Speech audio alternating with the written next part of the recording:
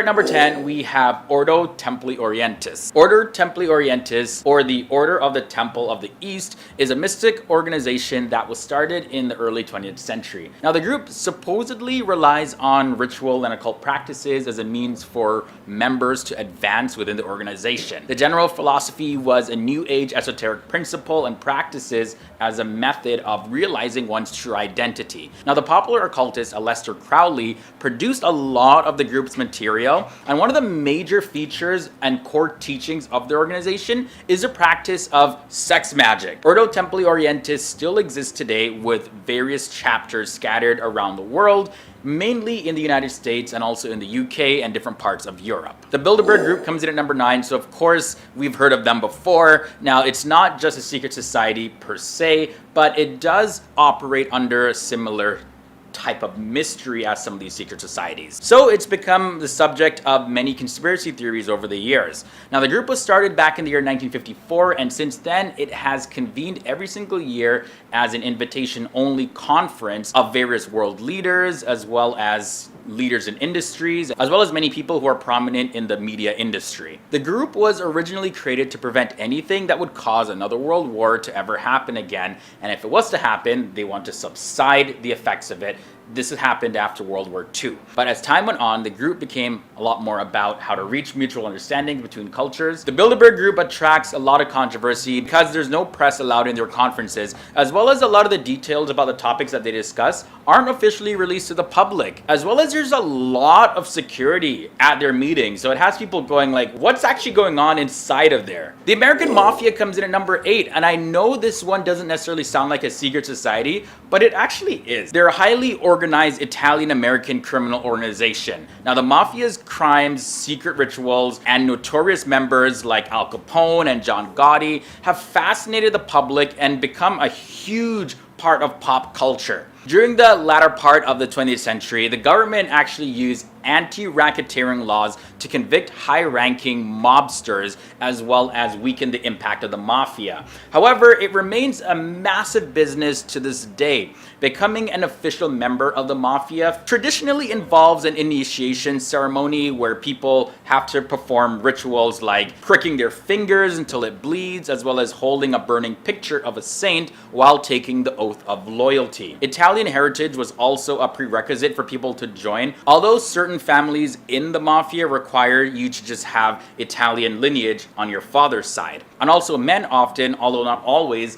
need to take someone else's life before they can even join the mafia. Now, becoming a member of the mafia was meant to be a lifetime commitment, and every single member had to swear to obey the code of loyalty and silence, and they're expected to never assault any other member of the mafia, as well as you can't cheat with another member's girlfriend or wife. Number 7 is the Black Hand. Now, we've heard of this in pop culture as well, but the Black Hand was a secret society that was started in Serbia back in the year 1912. It formed as an offshoot of the Narodna Odbrana, which is a group that aimed to unite all of the Slavic people of Europe into one country. Now, their plan was to incite a war between Serbia and Austria, which would give them a chance to free their country and unite the different Slavic nations as one. And the Black Hand would be all but forgotten today if it wasn't for their involvement in 1914, where the group engineered the assassination of the Austrian Archduke Franz Ferdinand. The results of this were very catastrophic. Within days, Austria-Hungary declared war on Serbia, and after the allies of both of the countries joined the fight, the small dispute, they actually managed to escalate it into World War I. And the aftermath of World War I eventually led to World War II, then the Cold War. So of course, this makes the Black Hand one of the most influential forces of the 20th century. Moving on now to number 6, we have the Knights of the Golden Circle. Now, the Knights of the Golden Circle was a secret society that flourished in the United States during the American Civil War. In the beginning, they encouraged the annexation of Mexico and the West Indies, which they believed would help the dying slave trade to once again start flourishing. But once the Civil War started, the group switched its focus to support the newly Confederate government. And then their organization soon had thousands of followers in the northern states, and their secret society had an even bigger impact. All right, so moving on now to the last 5 secret societies, we have the Thule Society coming in at number 5. The group started in Germany just after World War I, and it began as a kind of German heritage group that really started dabbling into the occult, but it quickly became an organization that pursued to forward the ideology of the Aryan race. And it took an outwardly racist approach towards Jews as well as other minorities.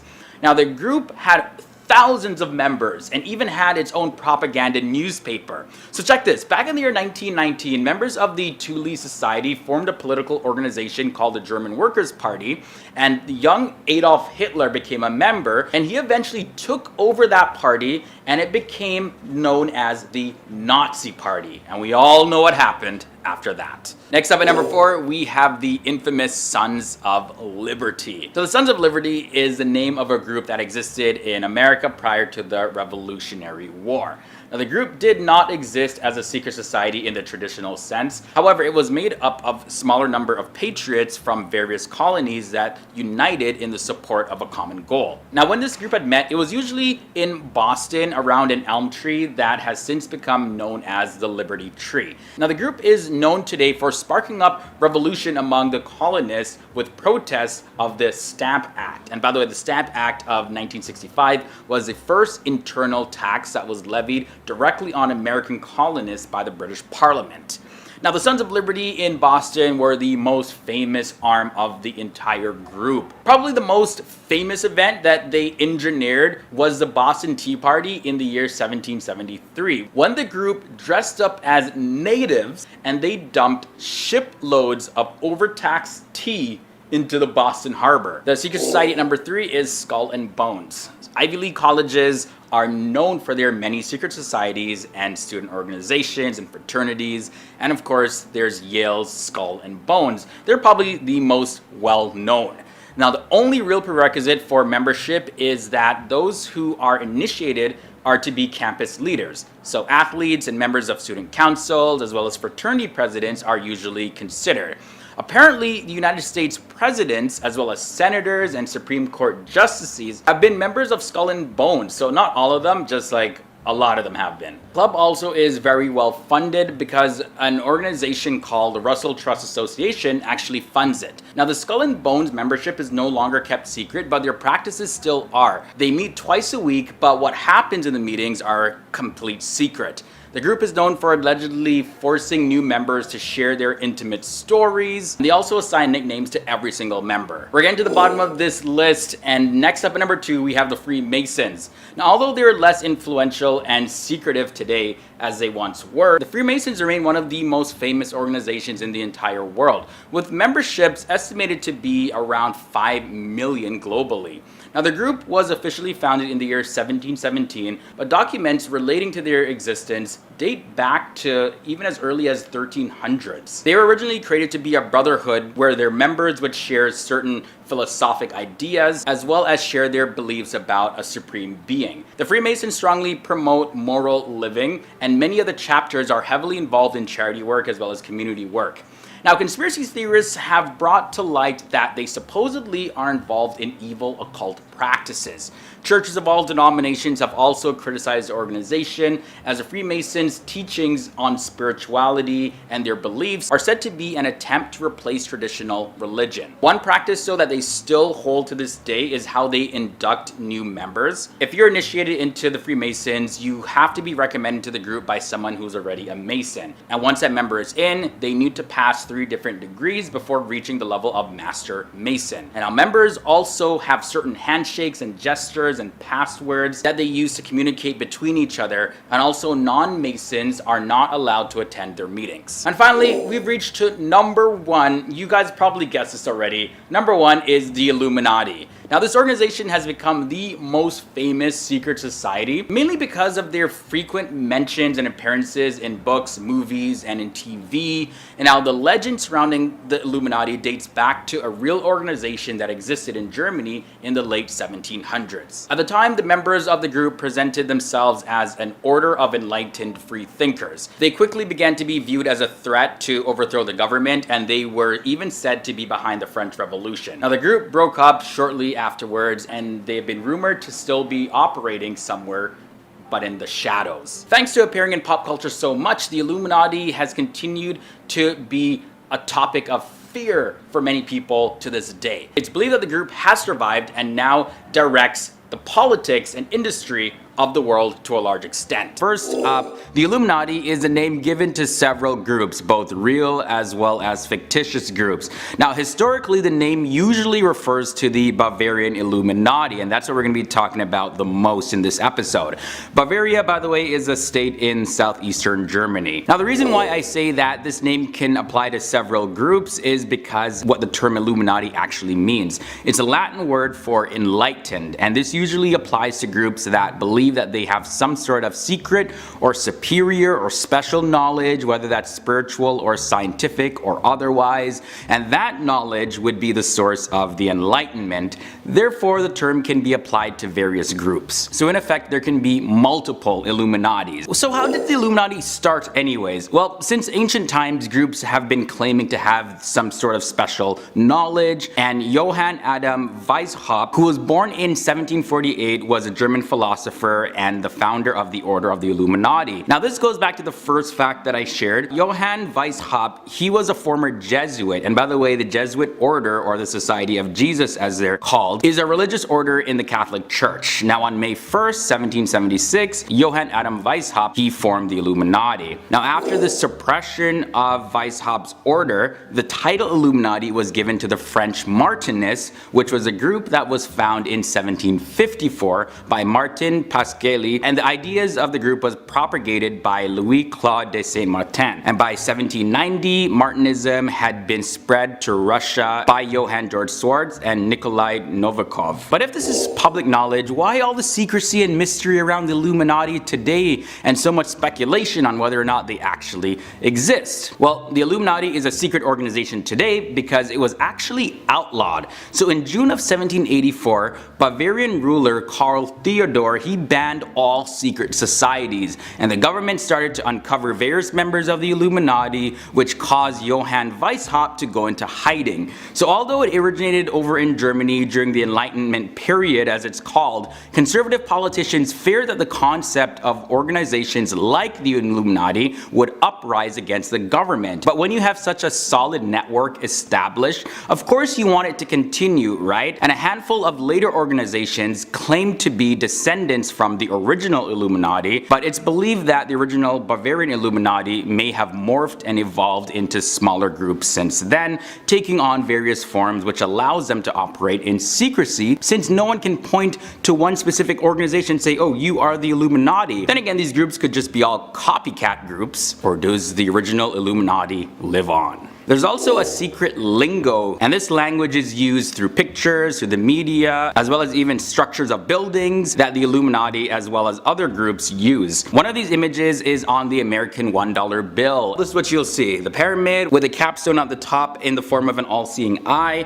and this stems back to the Eye of Osiris and the Eye of Ra in ancient Egypt. Now, wherever this eye appears, it actually represents the eye of God, who knows all and sees all. Now, there is this book called Codex Magica, and it was published in 2005 by Tex Mars, and it contains over 1,000 actual photos and illustrations. In the book, you'll see world leaders and politicians and celebrities performing certain sign signals, as well as you'll see the use of coded images. And this is common in all forms of societies, even university fraternities, for example. Like, members have different handshakes and certain things that are just used among themselves. So these hand gestures and symbols aren't necessarily evil or anything, but this is why it's believed that the Illuminati have a secret language that people are actually using all around us, whether we know it or recognize it or not. They're communicating through the media. So another question is, why does the Illuminati value secrecy so much? Why all the mystery and the encoded signs and handshakes and symbols and language, codes, all of that jazz?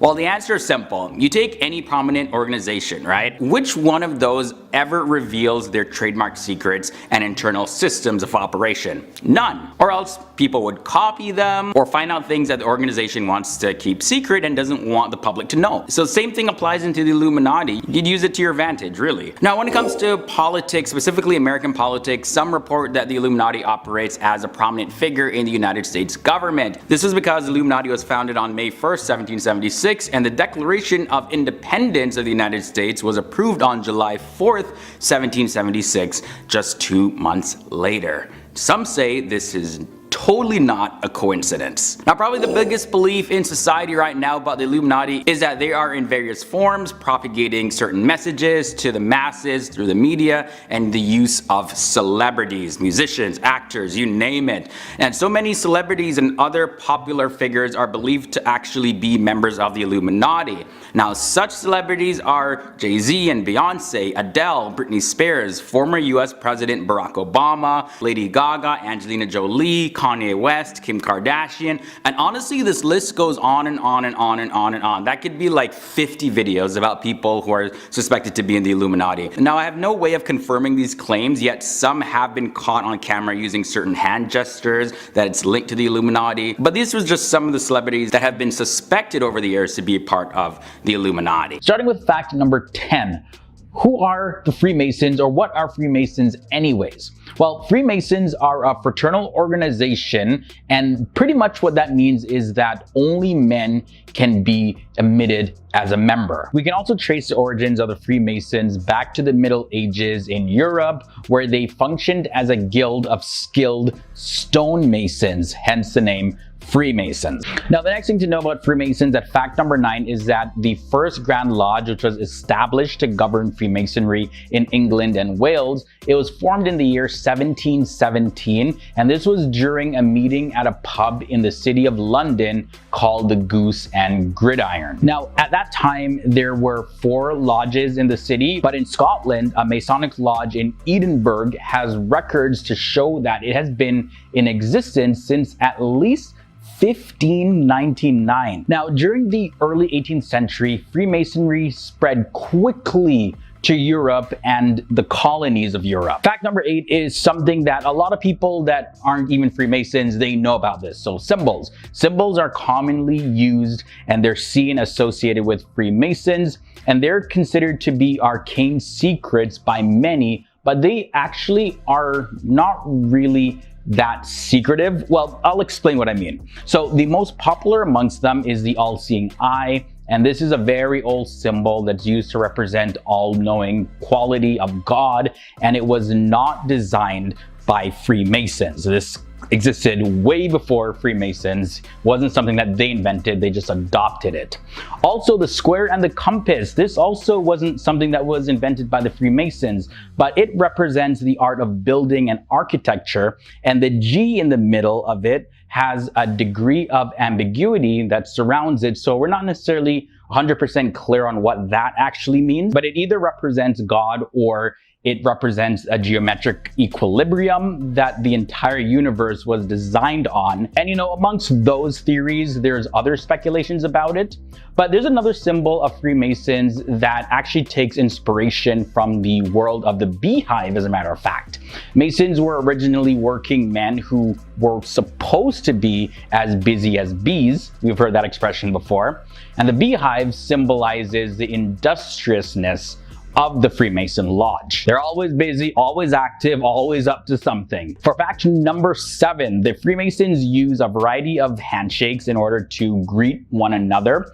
These handshakes are based on a Mason's rank within the organization though. And it's interesting, I have seen actual Freemasons do the handshake in public. I guess they didn't know I was looking, but I saw what they were doing. Either way though, when it comes to handshakes, there are handshakes for each degree. So there's the apprentice, the fellow craft, and the master. Each rite has its own handshake, so there is quite a variety of them. They're used during Masonic ceremonies, and as well as I guess that they're used in public, because I literally saw them doing one of the handshakes. I knew it. I'm like, those are Freemasons right there. Moving on to fact number 6. Now, there is a code of ethics that guides the behavior of Freemasons. This code is taken from several documents, and the most famous of these documents are actually known as the Old Charges or the Constitutions. One of these documents, by the way, known as the Regius Poem or the Halliwell manuscript, it actually dates back to sometime around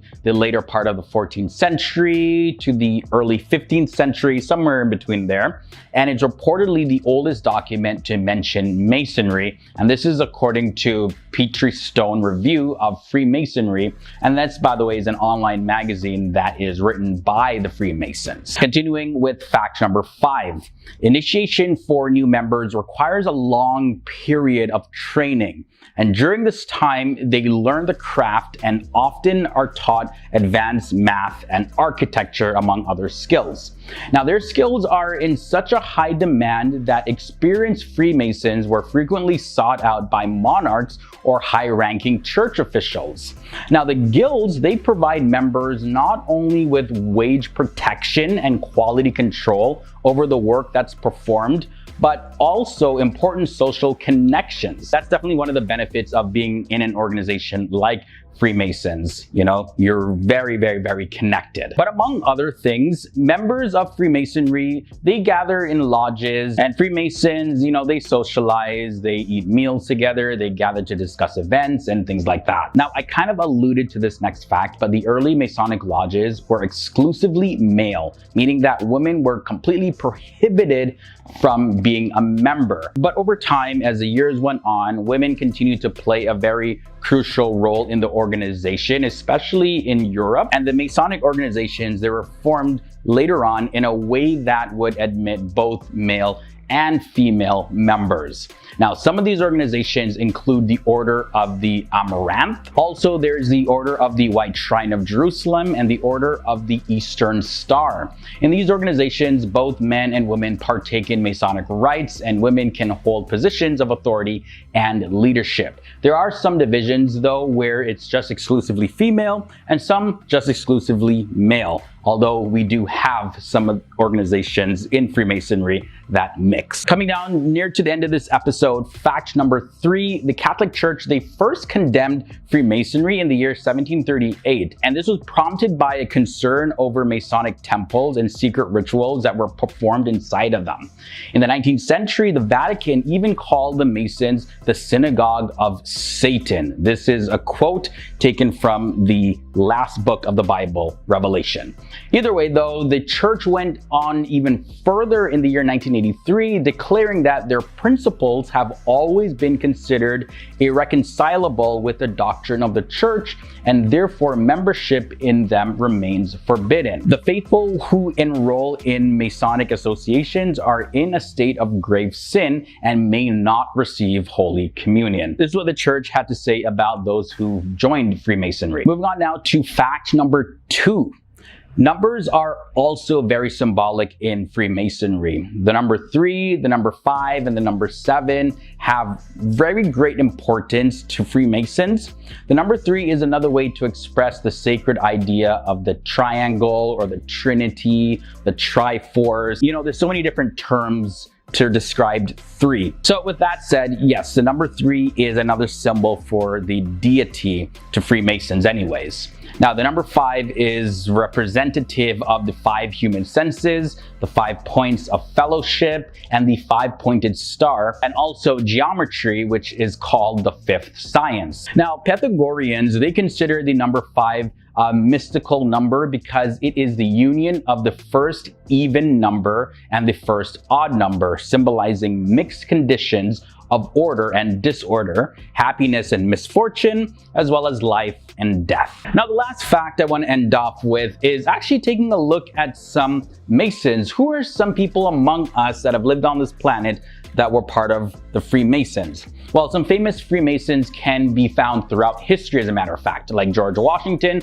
was a Master Mason. There's also Benjamin Franklin, and he was a founding member of the first Masonic Lodge in America. Also, President Franklin D. Roosevelt and Gerald Ford were Masons. And then there was Prime Minister of Great Britain, Winston Churchill. Also, the famous composer Mozart was a Mason. Then there is Steve Wozniak, who is the co-founder of Apple. Also, Henry Ford, you know, his name lives on with the Ford cars. He was a Mason. John Wayne, as well as astronaut Buzz Aldrin. are also Masons. And guys, that is not an exhaustive list. This is just all I wanted to list in the episode, but there's many, many, many more that I could list. At number 10, we have Baphomet. Now, the image of Baphomet was originally created back in 1854 by the occultist Eliphas Levi for his book Dogmas and Rituals of High Magic. But even before this depiction, Baphomet was a deity that the Knights Templar were accused of worshipping, and then it was incorporated into the occult and mystical traditions. Now, the name Baphomet appeared in the trial transcripts for the Inquisition of the Knights Templar starting back as early as 1307, and the symbol reflects a number of principles that are considered to be fundamental to occultists, and it was influenced by Kabbalah, Hermeticism, alchemy, as well as other beliefs. Now, Baphomet as a goat face in an inverted pentagram is also a very popular occult symbol. Number 9, we have the Tetragrammaton. Now, you wouldn't really think that this next one would have anything to do with the occult, but it actually does. So God is called by many names in Hebrew, and the word Tetragrammaton is a Greek word that means word of 4 letters, and it was one of the names that the Jews would write down, but they would not pronounce it. It was considered to be too holy to be said by anyone. Now, early Christian transliterators, they pronounced this name Jehovah from the 17th century and beyond, and by the time we got to the 19th century, the word was retransliterated into the word Yahweh. So the letters that make up the Tetragrammaton are Yod, He, Vah, and He. Now in English, they're commonly written as YHWH or JHVH. It's got the J and the Y as well as the V and the W can be translated into the same pronunciation. Now, occultists based in Judeo-Christian mythology consider the Hebrew names of God such as Adonai and Elohim to hold a lot of power in them, but none of them hold as much power as the Tetragrammaton. And in the occult, God is most commonly represented by the Tetragrammaton. And even occultists believe that, yeah, you do not say this word. There's so much power in it and people don't even understand the power that is in that word. Even Aleister Crowley was like, yeah, this word is very powerful. But now moving on to number 8, we have the Rosy Cross. The Rosy Cross is often associated with a number of different schools of thought, including the Golden Dawn, the Thelema, the OTO, as well as the Rosicrucians, also known as the Order of the Rose Cross. Now, each of these groups have a different type of interpretation of the symbol, and they use it in different ways, but this shouldn't be a surprise because magic, as well as occult and esoteric symbols, are often used to communicate different ideas that you can't really express just in speech. There's often a whole world when it comes to symbols. So every single group, of course, is going to have a different perspective. Now, a pentagram is displayed at the end of each arm of the cross, and now each of these pentagrams bears a symbol of 5 elements. There's a wheel for spirit, there's a bird's head that symbolizes air, the zodiac sign for Leo, which is a fire sign, and the zodiac symbol for Taurus, which is an earth sign, and then there's a zodiac symbol for Aquarius, which is a water sign. This next one probably doesn't come as a surprise to many of you, but the pyramid is here. Now, the pyramid is a key symbol in Freemasonry and reported to be a symbol used by the Illuminati. And this is especially when it's depicted with a separated capstone. So in certain occult circles, the all-seeing eye is thought to refer to a great divide among the people. Now, each level or step of the pyramid represents a socioeconomic class, and the capstone with the eye represents the most elite and their elevated status among the rest of humankind. The Tree of Life is also a very popular occult symbol. It's also called Etz Chaim in Hebrew, and it's a common visual depiction of the 10 Sephirot of Kabbalah. Each Sephirot represents an attribute of God through which he manifests his eternal will. Now, the Tree of Life doesn't represent a single sort of system or anything like that, but it can be applied to the formation and existence of both the physical as well as metaphysical worlds, as well as to one's own soul and state of being or understanding. On top of that, different schools of thoughts like Kabbalistic Judaism as well as modern Western occultism also offer different interpretations of the symbol. Halfway in at number 5, we have this one here, the evil eye. The evil eye is a curse that is believed to be cast when you give an evil glare, and it's usually given to a person when they are completely unaware that it's happening. Now, many cultures believe that receiving an evil eye will cause misfortune or some sort of injury, so be careful out there, guys. The evil eye is often sold as jewelry, decoration, among other things, and it was said to be created to protect people against the evil eye or evil spirits. Number 4 brings us the hieroglyphic monad. Now, this is a symbol that was created by John Dee and described in Monas Hieroglyphica, or the hieroglyphic monad, back in the year 1564. Now, this symbol is intended to represent the reality of the monad, which is a singular entity from which all material things are said to come from. Now, the symbol is constructed from 4 distinct symbols. There's the astrological signs for the moon and the sun, as well as the cross, and the zodiac sign of Aries, the ram, represented by 2 semicircles at the bottom of the glyph. The symbol at number 3 is the seal of the truth of God. The sigillum Dei Emeth, or the seal of the truth of God, is most widely known through writings and artifacts from John Dee, who was a 16th century occultist as well as an astrologer in the court of Elizabeth I. Now, while the symbol does appear in older texts, Dee was actually not happy with them, and so it's believed that he gained guidance from an angel to construct his own version of the symbol. And now, Dee's system of angelic magic, known as Enochian, is heavily rooted in the number 7, and it's a number which is strongly connected to the 7 traditional planets of astrology. So with this, the Sigillum Dei Emeth is primarily constructed of heptagrams, which are 7-pointed stars, and heptagons, which are 7-sided polygons. Now let's take a look at the created universe symbol. Occultists of the Renaissance period, they offer contradictory views of the created universe, and there was a sort of common sense struggle between spirit and matter, where material things are imperfect and contrary to spiritual things, as per modern Christian teachings. And now the illustrator and occultist Robert Fludd often promoted this view as well, and because Christianity envisions God